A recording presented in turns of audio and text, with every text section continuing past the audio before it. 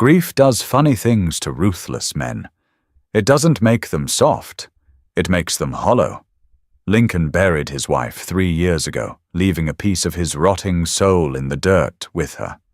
He thought the cemetery was a place for ghosts, a quiet patch of earth where the past stayed buried. He was wrong.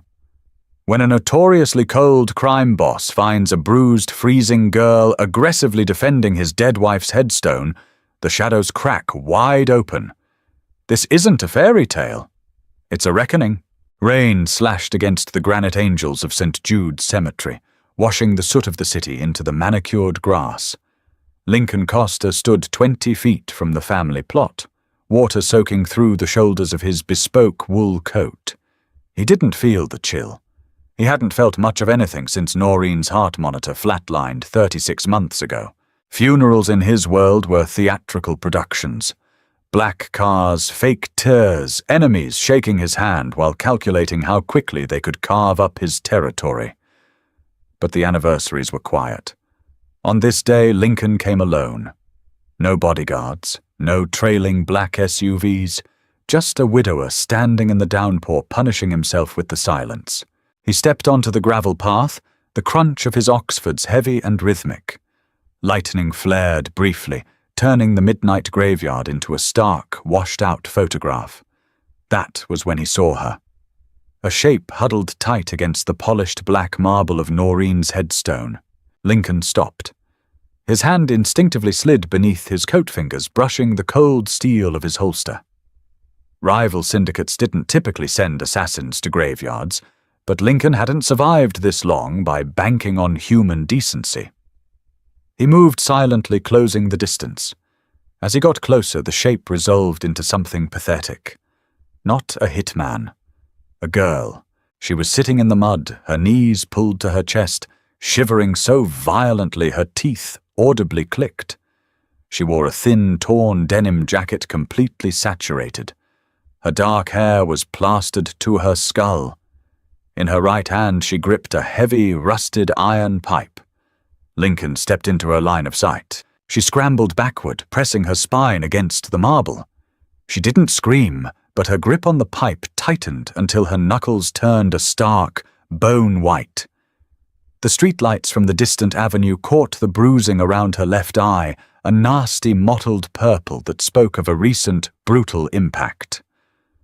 "Get up," Lincoln said. His voice was a flat, grating rasp. He didn't do pity. The girl stared at him, her chest heaving. "Step back," she croaked. Her voice was shredded, barely a whisper over the falling rain. She dragged the pipe up, pointing it at his chest. "You don't touch this grave. You don't come near it." Lincoln narrowed his dark eyes. He looked past her. Someone had taken a sledgehammer to the neighboring headstone, his grandfather's. Pieces of marble were scattered across the wet grass. 2 cans of neon spray paint lay discarded in the mud. Someone had tried to deface the Costa family plot, and this 80-pound stray had fought them off. "Who are you?" Lincoln asked, his tone shifting marginally from lethal to intensely curious. "I said step back." She tried to stand, but her left ankle gave out. She collapsed into the mud with a sharp hiss of pain, dropping the pipe. She immediately scrambled to retrieve it, dragging herself through the muck to place her body between Lincoln and Noreen's name. She was a barricade of skin and broken bones. "They told me they were coming back." She gasped, rain washing over her bruised face. "I won't let them touch her. You hear me? You'll have to cave my skull in first." Lincoln looked at his dead wife's name etched in the stone. Noreen Costa, beloved. Then he looked at the feral girl bleeding into the soil. He didn't know her. In all his years with Noreen, he had never seen this face. Yet here she was, freezing to death in a thunderstorm to protect a slab of rock. Lincoln pulled his hand away from his gun. He unbuttoned his soaked overcoat, pulling it off his shoulders in one fluid motion. He tossed it. The heavy, warm wool landed over the girl's trembling shoulders. She flinched, batting at the fabric as if it were on fire. "Don't touch me, I don't want—" Shut up, Lincoln said, stepping forward and gripping her upper arm. His touch was firm, inescapable. You're hypothermic, and you're bleeding on my wife's grave. The fight drained out of her the moment he said, my wife. Her wide, terrified eyes flicked from his face to the headstone, then back to him. Recognition dawned, followed immediately by a wave of pure, unfiltered exhaustion. The iron pipe slipped from her fingers. You're Lincoln, she whispered. I am. He hauled her to her feet. She was entirely weightless. It made him sick to his stomach, the frailty of her. Walk. I can't. Lincoln didn't waste time arguing. He scooped her up. She stiffened, a panicked whimper escaping her throat, but she didn't fight him. She was too cold. He carried her down the gravel path, leaving the desecrated graves behind. He didn't look back. The dead could wait. The living was suddenly far more complicated. The Costa estate sat on 10 acres of high ground overlooking the city, walled off by wrought-iron surveillance cameras and men who didn't smile. It was a fortress disguised as a mansion.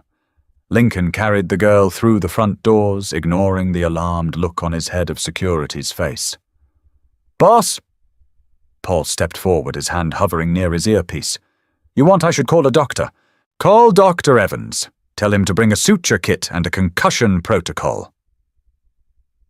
Lincoln ordered, striding past the foyer and into the massive, sterile living room. He deposited the girl onto a leather sofa. She immediately curled into a tight ball, wrapping Lincoln's oversized coat around herself. She was dripping dirty rainwater onto a $50,000 rug. Lincoln didn't care. Get her dry clothes. Tea. Something hot. Lincoln snapped at the housekeeper, Maria, who had hurried in from the hallway. 10 minutes later, the girl was sitting by the roaring gas fireplace. She was swallowed up in a pair of grey sweatpants and a thick woolen sweater Maria had dug out of a guest room. Her hair was towel-dried, sticking up in messy spikes.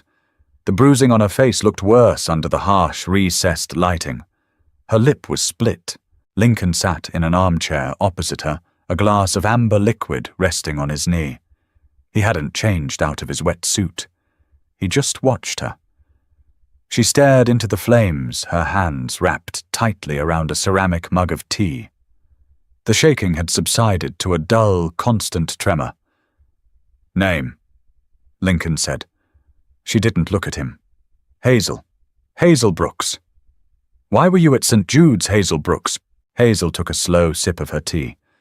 She swallowed hard, as if the hot liquid hurt her throat. I go there sometimes. To talk. To my wife. Yes. Why? Hazel finally looked at him. Her eyes were a pale, washed-out green, ancient and exhausted. There was no intimidation in them. Most people couldn't hold Lincoln's gaze for more than a few seconds. They felt the violence humming beneath his skin and looked away. Hazel looked right through it. She used to volunteer at the East Side Women's Shelter. Hazel said, her voice raspy but steady. 4 years ago, before she got sick. Lincoln frowned. He knew about the shelter. Noreen had poured his dirty money into clean charities. It was her way of balancing his scales. I was a resident. Hazel continued. I got out of a bad situation. Boyfriend. He liked to use his fists. I ended up at the shelter with nothing. No ID, no money, no shoes. Noreen was working the intake desk that night. Lincoln leaned back. He could picture it. Noreen with her soft smile and bottomless patience handing this shattered girl a blanket.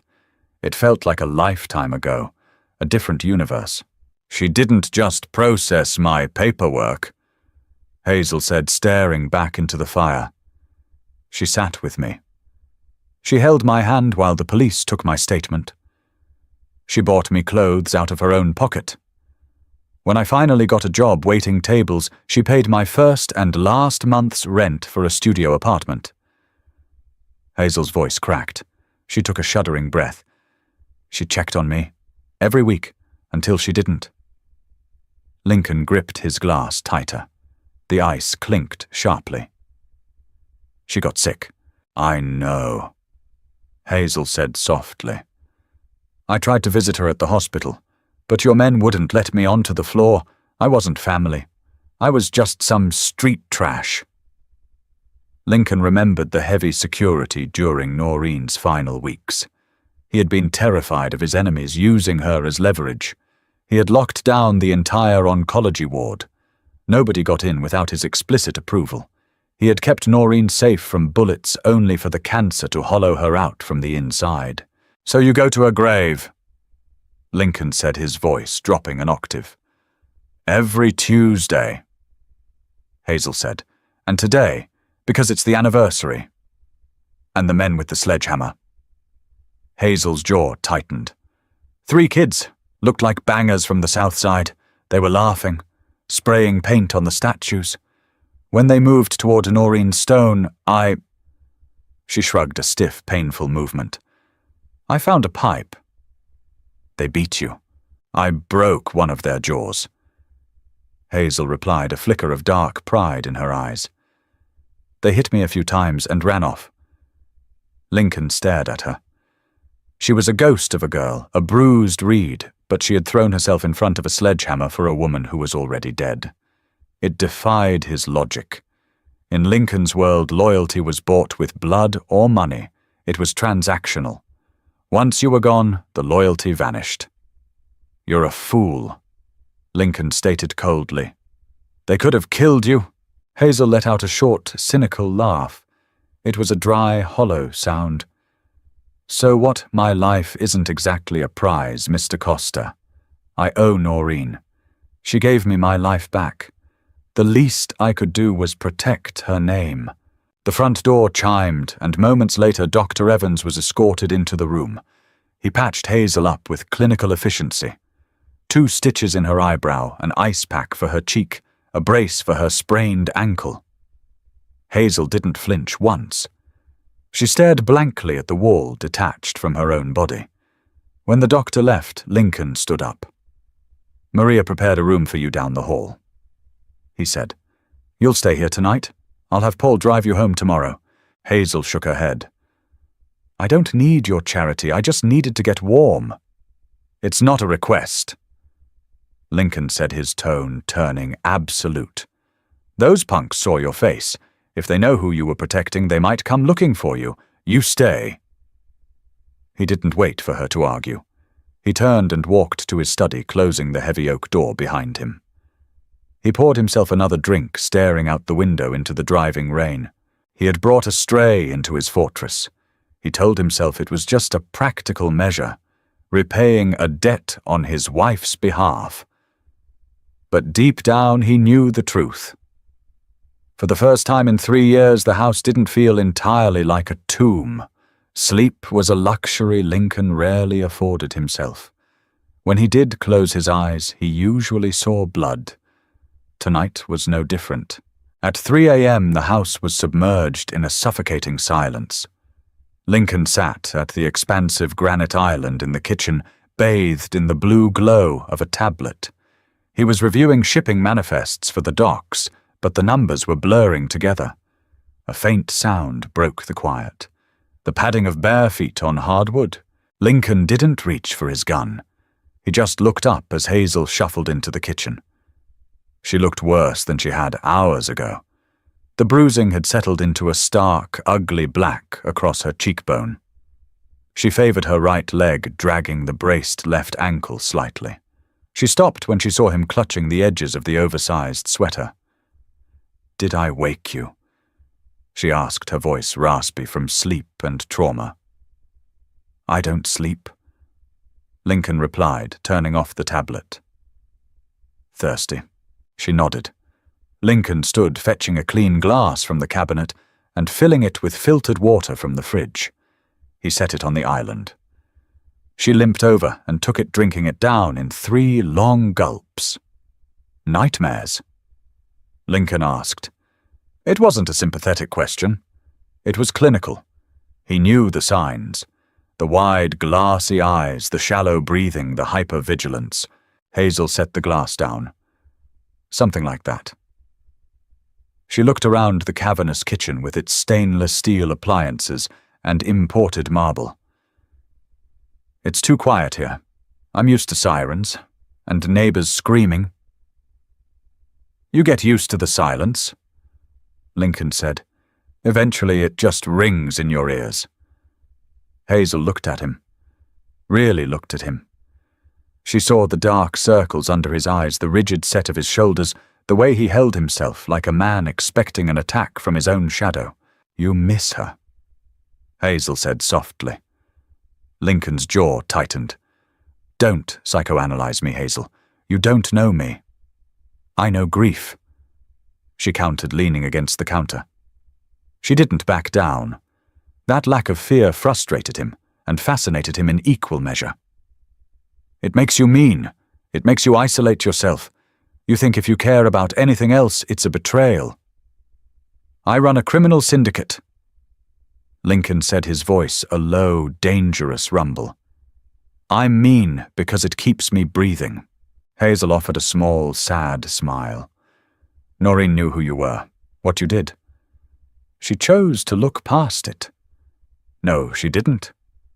Hazel corrected him. She saw all of it, the blood, the dirt, the cruelty, and she loved you anyway. But it terrified her. Lincoln went utterly still. The air in the kitchen seemed to drop 10 degrees. What did you just say? Hazel crossed her arms, suddenly looking defensive. I said she was scared. Noreen was never scared of me. Not of you, Hazel said quickly. For you, and of the people around you. Lincoln took a slow, deliberate step toward her.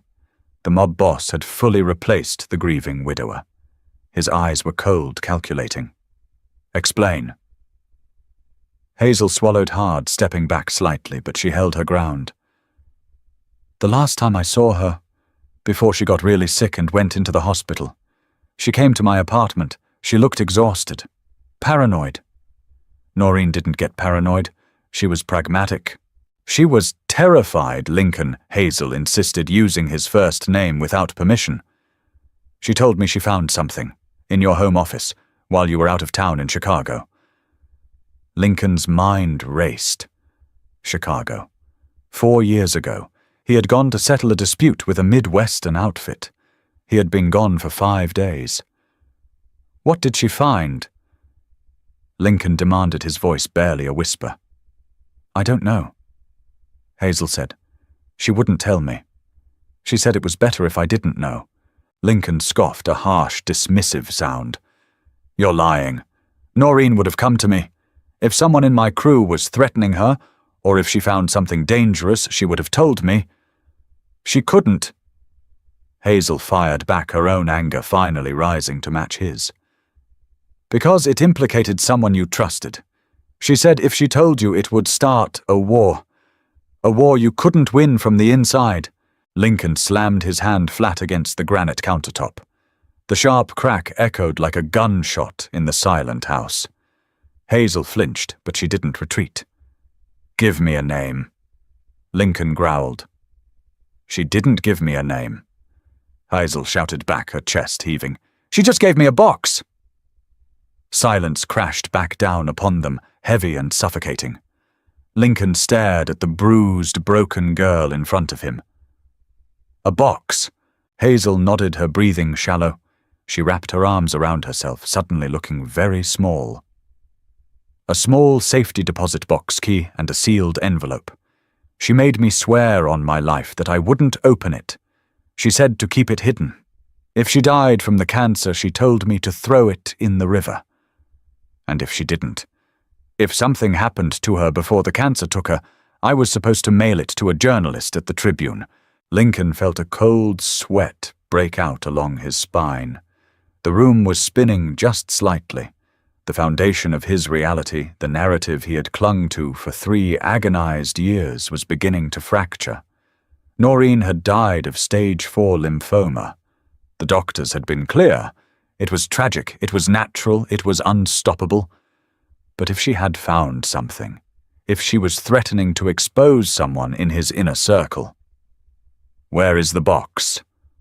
Lincoln asked. Hazel looked down at her hands. I buried it. Where she looked back up at him, her pale green eyes resolute. Under the floorboards of my old apartment, the one Noreen paid for. We're going to get it, Lincoln said, turning away to grab his keys from a valet tray near the door. Now, Hazel asked, her eyes widening. It's 3 a.m. and it's pouring rain. Plus, I don't live there anymore. The landlord changed the locks months ago. I don't care if he paved over the building with concrete, Lincoln said, pulling a Glock 19 from a drawer and sliding it into his waistband. He grabbed a dark jacket and threw it on. He looked at Hazel, the hollow numbness that had plagued him for 3 years entirely gone, replaced by a terrifying, burning clarity. Get your shoes on, Hazel, Lincoln commanded. We have a grave to dig up. The city at 3 a.m. was a sprawling concrete graveyard. Lincoln drove a matte black sedan, a ghost moving through the flooded streets.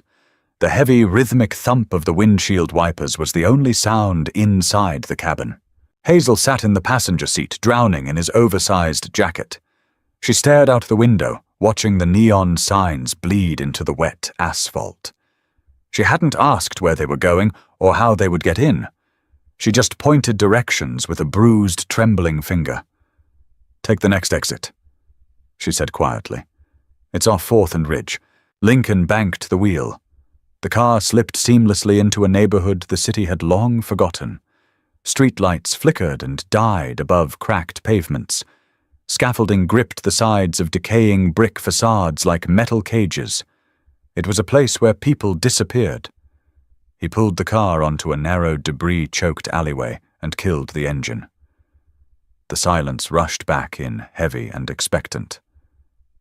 Which building? Lincoln asked, his voice low in the dark cabin. The 5-story walk-up, 2nd floor, window facing the alley. Hazel unbuckled her seatbelt. Her hands were shaking again, not from the cold this time. Lincoln watched her for a beat.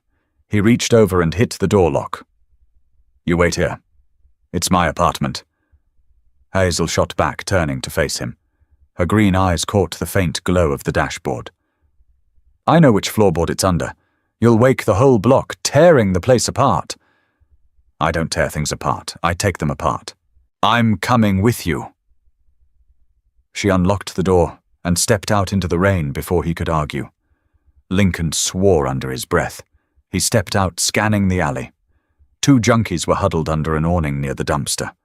They took one look at the broad-shouldered man in the dark coat and melted into the shadows. Survival instinct. He caught up to Hazel at the rusted security door of the building. The glass was shattered, replaced by a warped piece of plywood.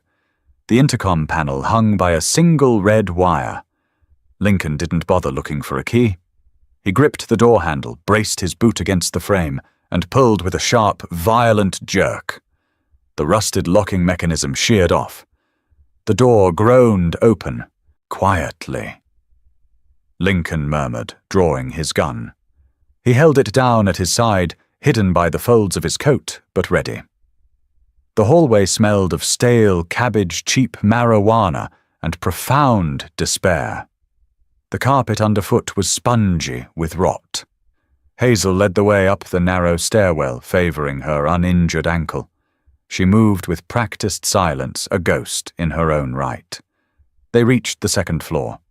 Apartment 2B. The door was heavy steel painted a peeling mustard yellow. A new deadbolt gleamed silver against the grime. Lincoln stepped past Hazel.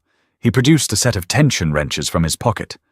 The mob wasn't just about breaking knees, it was about access. It took him 20 seconds. The deadbolt clicked open with a satisfying metallic snap. He pushed the door inward, leading with the muzzle of his Glock. The apartment was empty, stripped bare. The landlord was gutting it. Rolls of stained carpet lay in the center of the living room, and the plaster walls were pockmarked with holes. Hazel slipped past him, making a straight line for the bedroom. "Watch your step," she whispered. "There are nails." She knelt in the corner of the small, cramped room, right beneath a window streaked with grime. She dug her fingers into the gap between two wide, warped oak floorboards. She grunted, straining against the friction. Lincoln knelt beside her. He holstered his weapon and wedged his pocket knife into the seam. He levered the blade upward. The ancient wood shrieked, popping free of its rusted nails. Hazel reached into the dark, dusty cavity. Her hand emerged, clutching a thick object wrapped entirely in silver duct tape. It was the size of a paperback book. I didn't know what to do with it. Hazel said, her voice dropping to a raw whisper as she stared at the package. Dust clung to the adhesive. When she died, the news said it was the cancer. But I remembered how scared she looked, how she made me swear. So I just left it here. I figured if I threw it in the river, I was throwing away the last piece of her. Lincoln took the package from her hands. It was heavy, dense. He didn't open it. Not here. This place was exposed, vulnerable. He shoved the package into his deep coat pocket. "We're done here," Lincoln said, standing up and pulling her to her feet. They made it back to the car without incident. Lincoln locked the doors and started the engine, blasting the heat to cut the damp chill that had seeped into their bones. But he didn't put the car in drive. He pulled the duct-taped package from his pocket and set it on his lap. He stared at it. For 3 years he had believed his wife's only enemy was her own failing cells. Now a taped bundle of secrets sat heavy on his thighs, promising to rewrite every memory he had of her final months. Hazel watched him from the passenger seat. She didn't push. She knew what it was like to stand on the edge of a cliff, waiting for the courage to jump. Lincoln flicked his knife open and sliced through the tape. The tape gave way with a sticky, tearing sound. Inside was a small, flat steel lockbox, the kind used for petty cash. It wasn't locked. Lincoln flipped the lid open. Inside sat a small brass key, the kind used for a bank deposit box, and a thick manila envelope sealed with wax. Noreen had always loved sealing wax. It was a quaint, old-world habit. The wax was deep crimson, stamped with the letter C. Lincoln's hands, which had remained perfectly steady while staring down rival cartels and federal prosecutors, trembled slightly. He cracked the wax seal. He slid the contents out. A stack of paper, financial ledgers, bank routing numbers printed on the letterhead of a Cayman Islands holding company, and a handwritten letter on Noreen's heavy cream-colored stationery. Lincoln turned on the overhead dome light. The harsh yellow glow washed over Noreen's familiar, elegant script. Lincoln, if you're reading this, my body failed me before I could fix this mess. Or God forbid he found out what I knew. Lincoln's breath hitched. He forced his eyes to track to the next line. 3 months ago, I was looking through your home office for the tax documents for the shelter. You left your secondary safe open. I wasn't prying, Lincoln. You know I never pried. But I saw a ledger that didn't match the shelter's intake files. I pulled the thread. Someone has been using the women's shelter to launder millions. But they aren't just washing money, Lincoln. They are intentionally leaving a paper trail that points directly to you. A federal trail. RICO. Lincoln's jaw tightened until his teeth ached. The shelter was Noreen's project, but it was legally in his name. It was the one piece of clean real estate he owned. If the feds found dirty money there, they wouldn't just take the shelter. They would use it to unravel his entire empire. I confronted him, the letter continued. I was stupid. I thought I could appeal to his loyalty. I thought I could quietly make him stop before you found out and did something unforgivable. Lincoln stopped reading. He looked up, staring out through the rain-streaked windshield. Him. He looked back down. Vincent. The name hit Lincoln like a physical blow to the sternum. Vincent Thorne was dead no weight. Vincent Morrow. Vincent Morrow. His underboss. His oldest friend. The man who had introduced him to Noreen 12 years ago. The man who had stood shoulder to shoulder with him at the cemetery handing him a handkerchief as Noreen's casket was lowered into the earth. Vincent laughed at me, Lincoln. He told me the cancer was already eating me alive, and that if I told you, you would go to war with him. He said a civil war within the family would stress you, maybe get you killed. He said if I loved you, I would stay silent and die quietly and let him take the throne peacefully when the feds locked you away. I couldn't tell you. You were already so broken by my diagnosis. If I told you Vincent betrayed you, you would have burned the city to the ground. You would have been careless. I needed to gather proof. Concrete proof. That is what this key is for. It goes to a box at First Security on Fifth Avenue. It holds the original hard drives with Vincent's digital signatures. I gave this to Hazel because she is entirely invisible to Vincent. She is off the board. I'm sorry, Lincoln. I tried to protect you. Don't let my death be the thing that destroys you. Use this. Cut him out. Survive. I love you. Noreen. Lincoln sat in the suffocating silence of the car. The rain drummed relentlessly against the roof. Vincent, it wasn't just the theft. It wasn't just the setup. It was the cruelty.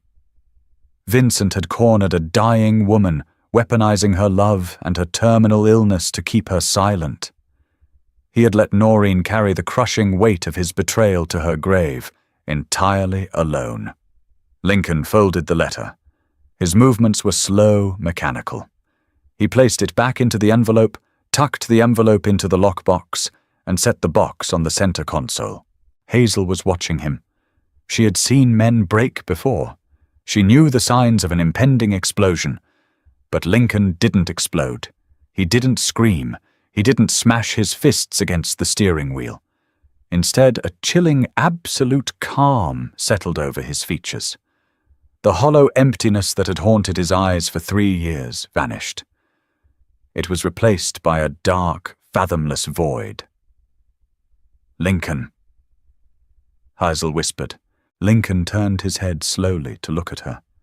The man staring back at her wasn't the grieving widower who had wrapped her in his coat.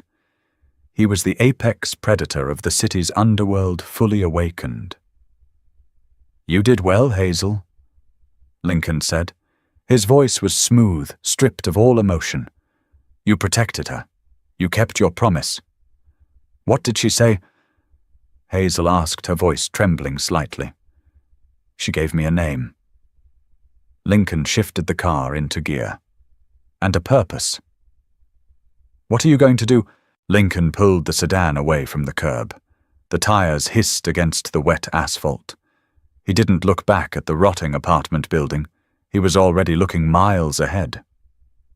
"Vincent Morrow thinks he buried my wife with a secret," Lincoln said softly, the words hanging in the cold air. "I am going to unbury him." Dawn arrived like a reluctant guest, casting a weak grey light over the Costa estate. Lincoln bypassed the grand driveway and pulled the sedan straight into the underground garage. The heavy steel door slid shut behind them, sealing them in the concrete bunker. He cut the engine. The silence was immediate and absolute. "Come on," Lincoln said, stepping out of the car. He didn't wait for Hazel.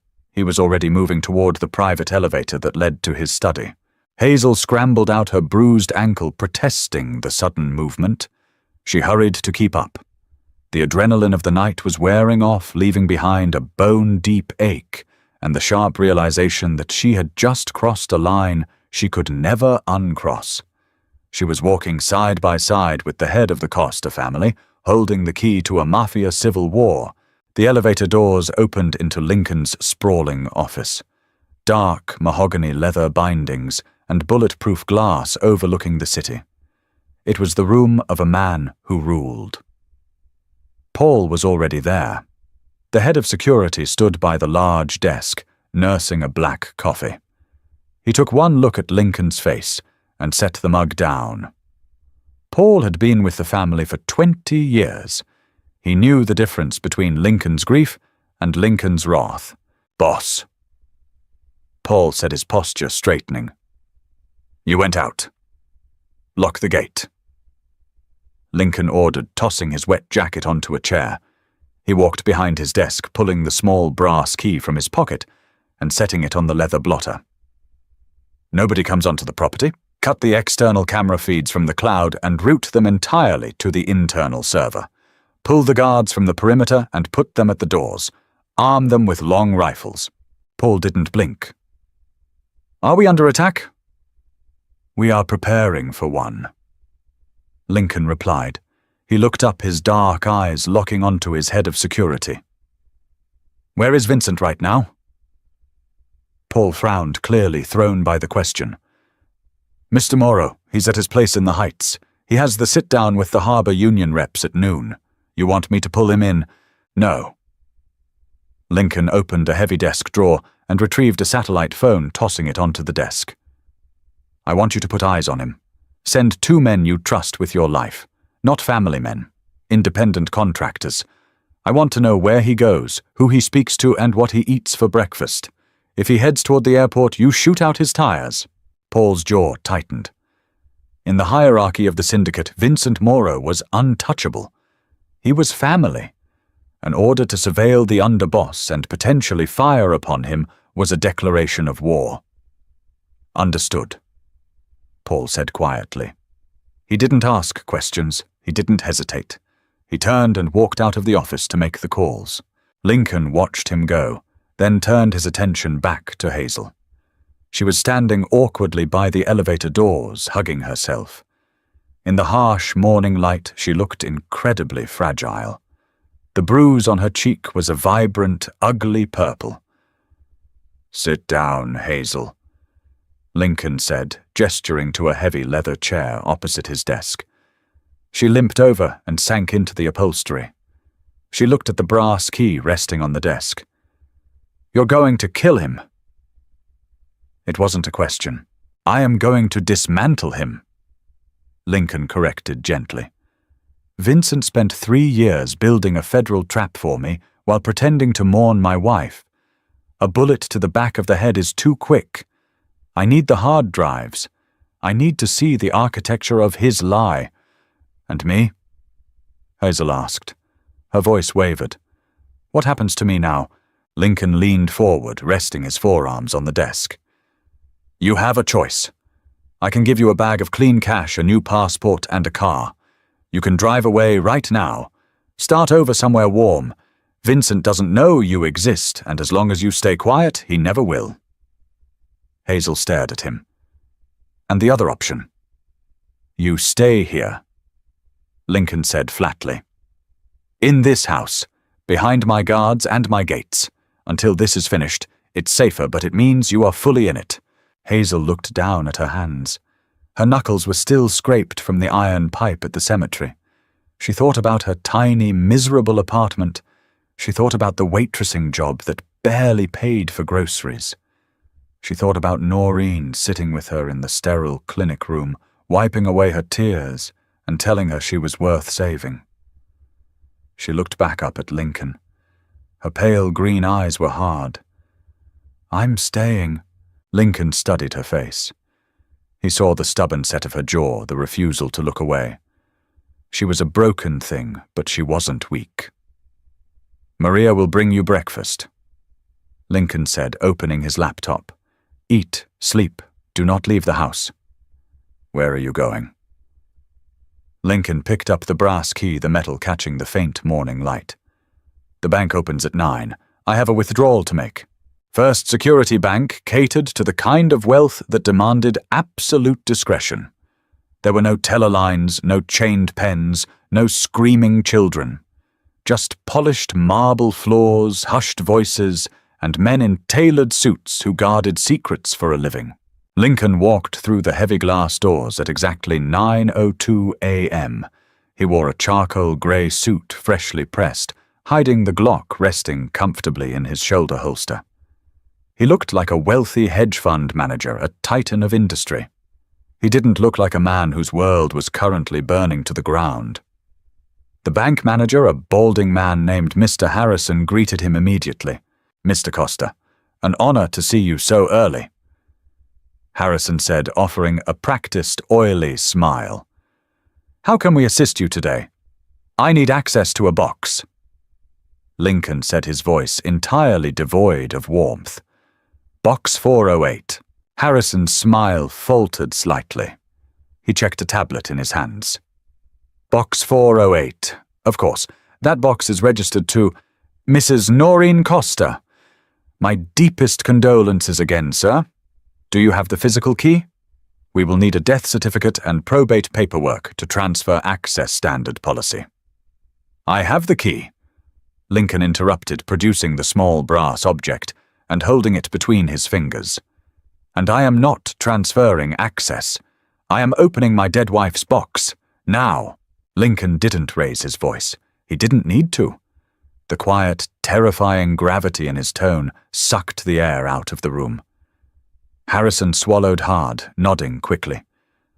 Right this way, sir. The vault was located in the basement behind 3 feet of reinforced steel. Harrison led him through the gate, retrieved the bank's master key, and brought him to a wall of brushed aluminum doors. Box 408 was near the bottom. Harrison inserted his key and turned it. Lincoln did the same. The locking mechanism clicked heavily. I will leave you to your privacy, Harrison murmured, practically sprinting out of the vault. Lincoln pulled the long metal drawer free. It was surprisingly heavy. He carried it to one of the private viewing tables and lifted the lid. Inside sat 3 solid-state hard drives sealed in anti-static bags. There was also a single handwritten note on top. Follow the money, Lincoln. It always leads home. Lincoln pocketed the drives, shoved the note into his wallet, and left the bank. An hour later, Lincoln sat in a windowless room in the sub-basement of the Costa estate. The air conditioning hummed loudly, keeping the massive servers cool. Felix, a 20-something hacker, who looked like he hadn't slept since the Obama administration, was typing furiously on a mechanical keyboard. Felix was on Lincoln's payroll to keep the syndicate's communications encrypted. Today he was earning his yearly salary in an hour. Okay, Felix muttered, pushing his glasses up his nose. He hit the enter key. Code cascaded down his 3 monitors. These drives are encrypted, but the password was just her birth date, not exactly Fort Knox.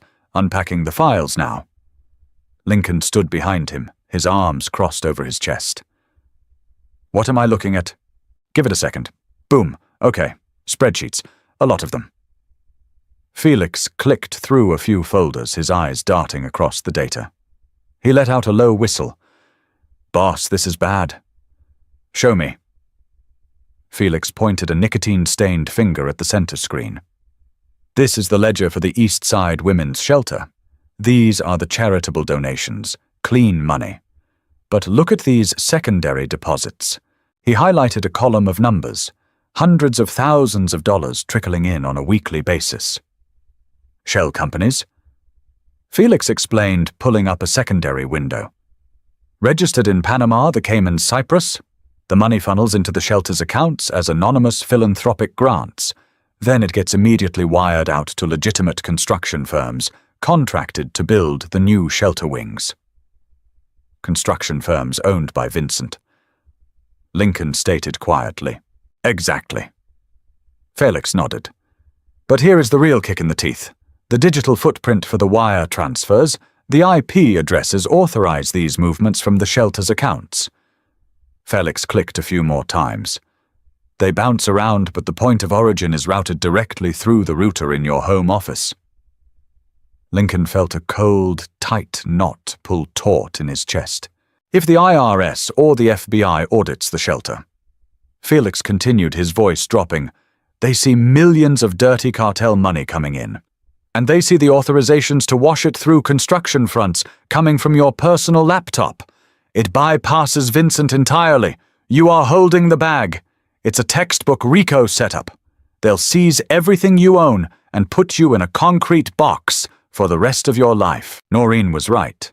Vincent had built a flawless guillotine. He was just waiting for the right moment to drop the blade.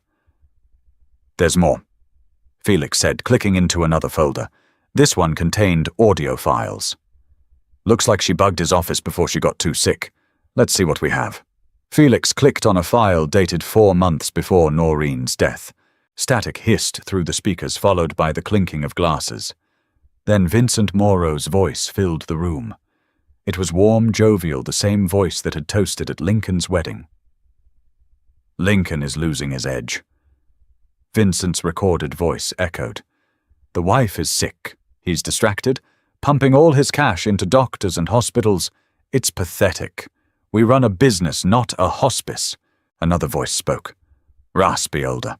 "Carmine Acapo, who ran the South Side docks. You gonna make a move, Vince?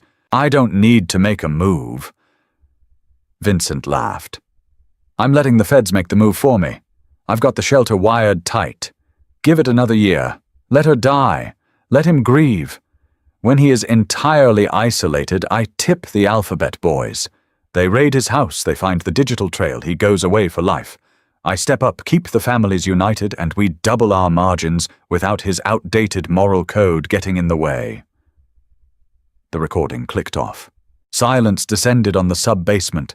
Felix slowly took his hands off the keyboard, staring straight ahead, terrified to look at his boss. He had just played a tape of the underboss plotting treason. Men died for hearing less. Lincoln didn't move. He stared at the blank screen. Vincent had mocked his grief. Vincent had weaponized his dying wife. Vincent had sat at his dining room table, eating his food, drinking his wine, all while digging a grave for Lincoln to fall into. "Felix," Lincoln said. His voice was a flat line. "Yeah, boss?" Felix squeaked. "Copy all of it to an encrypted flash drive. Wipe these hard drives, then wipe your own servers. Scrub this room clean." "Done." Lincoln turned and walked toward the heavy steel door. "Boss," Felix called out hesitantly. "What are you going to do?" Lincoln paused with his hand on the doorknob. He didn't look back. "I am going to host a dinner party. Preparation requires patience." Lincoln spent the next 48 hours dismantling Vincent Morrow's life from the shadows.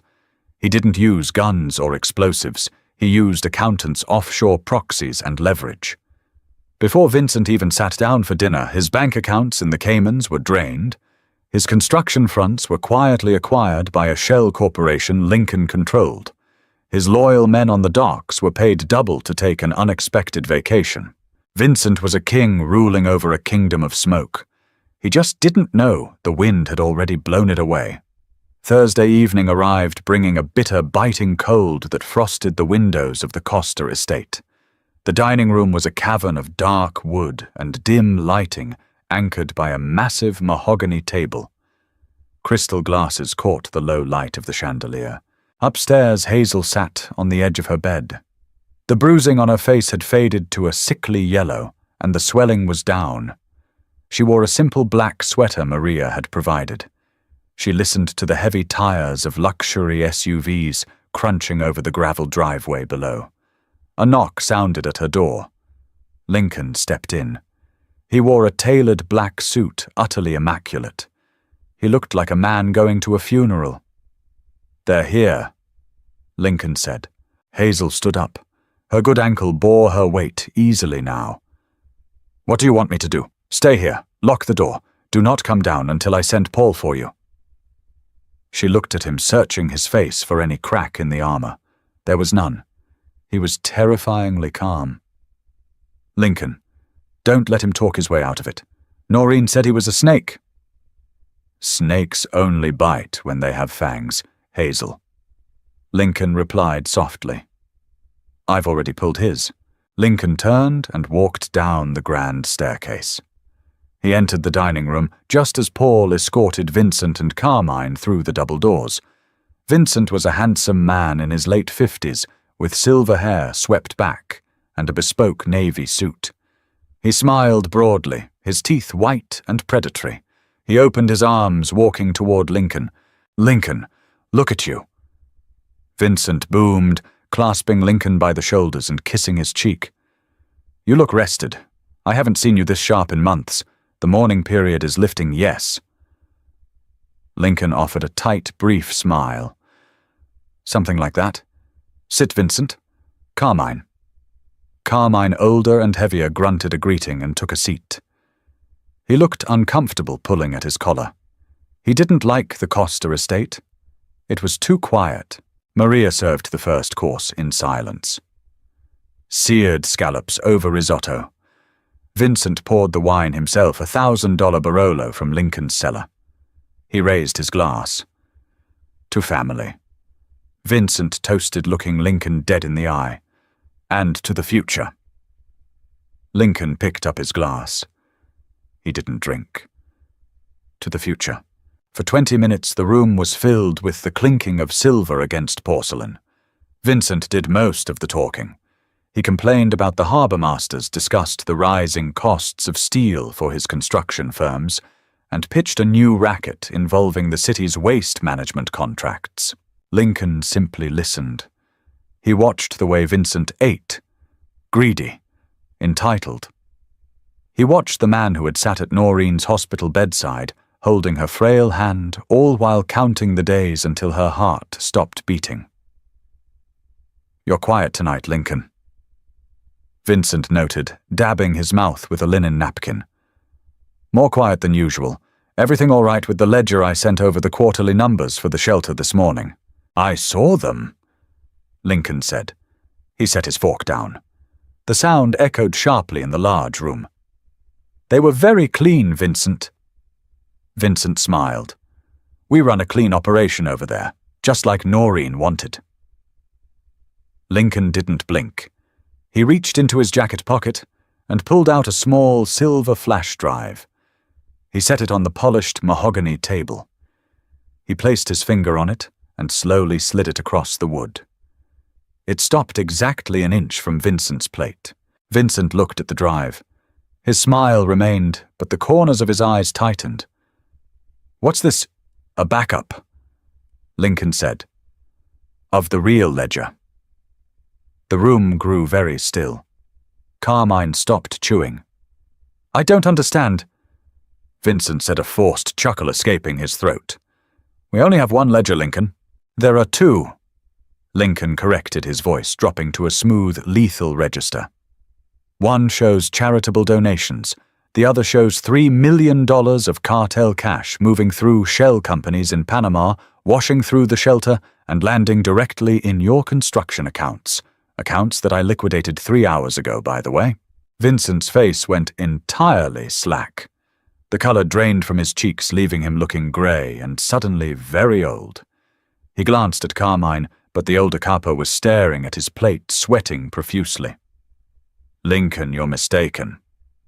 Vincent started, his voice losing its booming confidence. "Someone is setting me up.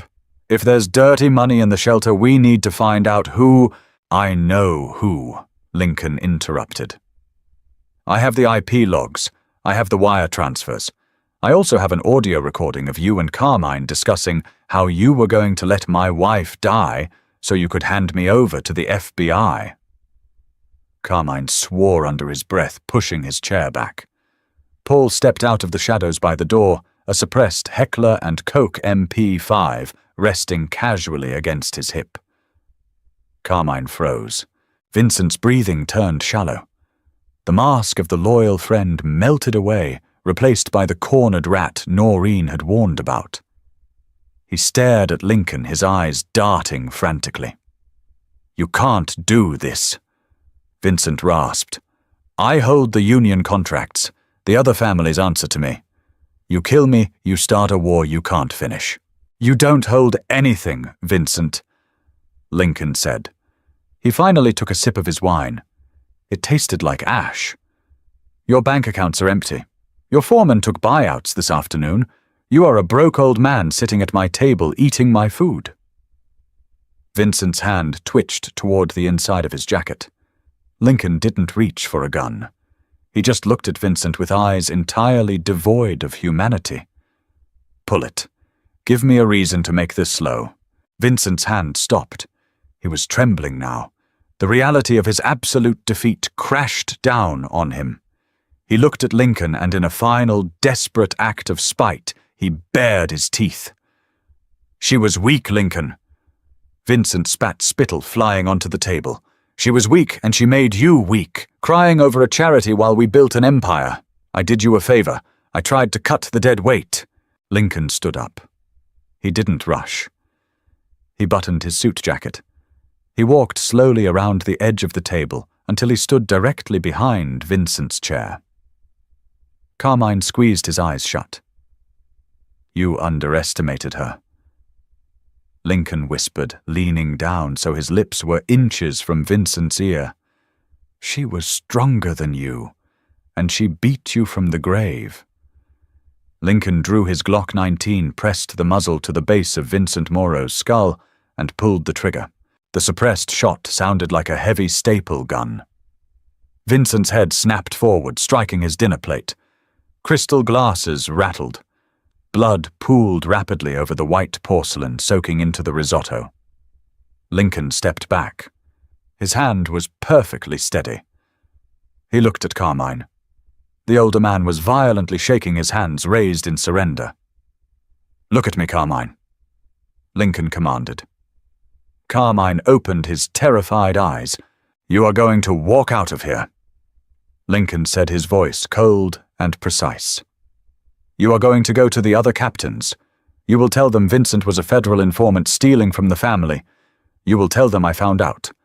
And you will tell them that my mourning period is officially over." "Yes, boss," Carmine stammered, scrambling out of his chair. "I swear it. Yes." "Get out." Carmine practically ran past Paul, disappearing into the hallway. Lincoln holstered his weapon. He looked down at the body of the man who had betrayed him, the man who had tormented Noreen in her final days. The rage that had been boiling in his chest for 48 hours evaporated. In its place, a strange, profound quiet settled over him. "Paul," Lincoln said, turning away from the table. "Clean this up, then go upstairs and tell Hazel she can come out now." 2 weeks later, the rain finally broke.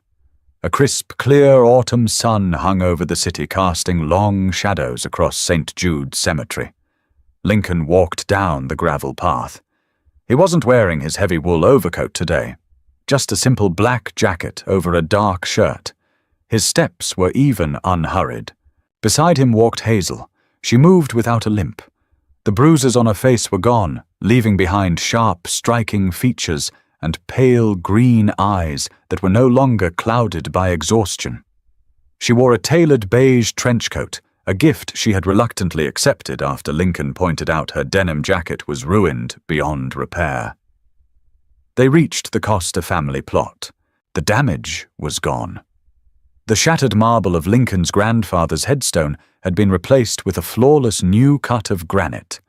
The neon paint had been meticulously power-washed from the statues, and Noreen's headstone stood pristine in the sunlight. Lincoln stopped at the foot of the grave. He didn't feel the crushing weight in his chest anymore. The hollow void that had defined his existence for 3 years hadn't disappeared, but its edges had softened. It wasn't a gaping wound. It was a scar. Hazel stepped forward. She knelt on the dry grass. From her pocket she pulled a small cluster of white hydrangeas, Noreen's favorite. She laid them gently at the base of the marble stone. "We did it," Hazel whispered to the earth. "He knows, and he's safe." She stayed there for a long moment, bowing her head. When she finally stood up, she looked over at Lincoln. "She's at peace now," Hazel said quietly. "You gave her justice." "No," Lincoln corrected, looking at the white flowers. "You gave her justice, Hazel. I just pulled the trigger." Hazel offered a small, crooked smile. "A team effort, then." They stood in comfortable silence. The syndicate had stabilized entirely. The captains, terrified by the surgical precision of Vincent's demise, had fallen in line without a whisper of rebellion. The women's shelter was fully severed from the criminal enterprise, protected by a blind trust that Lincoln had set up. The feds had no trail to follow. "So," Lincoln said, putting his hands in his pockets, "your new apartment is ready, downtown. Doorman security, paid for the next 5 years. Hazel looked out over the rows of headstones. "I know. Paul gave me the keys this morning." You don't have to go," Lincoln said. The words slipped out before his fiercely disciplined mind could stop them. He didn't take them back. Hazel turned to him. She saw the ruthless crime boss, the man who had executed his oldest friend over a dinner plate.